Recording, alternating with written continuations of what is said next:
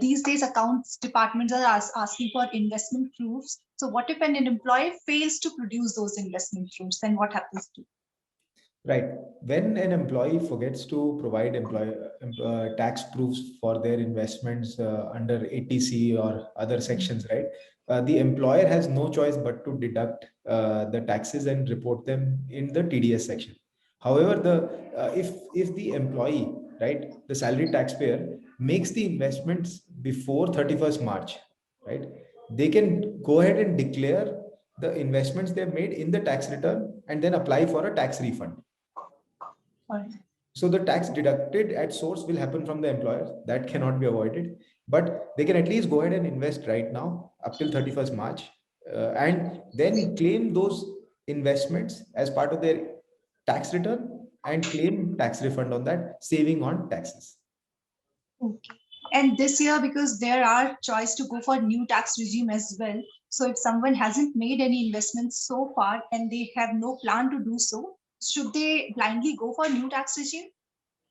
Yeah, that's a great question. Going blindly for the so there are two options in this financial year: whether to choose the old tax regime, which has a which lets you invest in ATC, ATD, ATE, etc., and choose a higher tax slab, and in the new regime have no deductions, no exemptions, and choose a lower tax slab.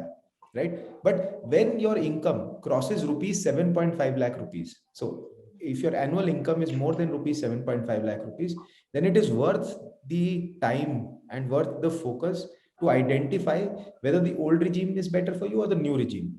Generally, for salaried taxpayers with more than 7.5 lakh rupees, the older tax regime is better. So it is worth the attention now even to do the tax savings. And especially if you're in the 30% tax bracket or the higher tax bracket, that's a lot of money to be leaving on the table. So there, it is worth the effort for taxpayers. And if one goes for new tax regime this year, and if the person wants to switch back to old next year, can they do that?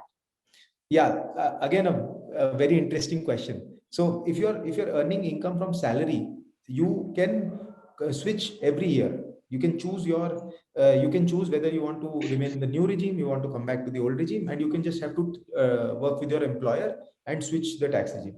But if you have income from business, once you go to the new tax regime, you cannot come back to old tax regime. So that's a choice you have to think a little bit more once you're earning income from business.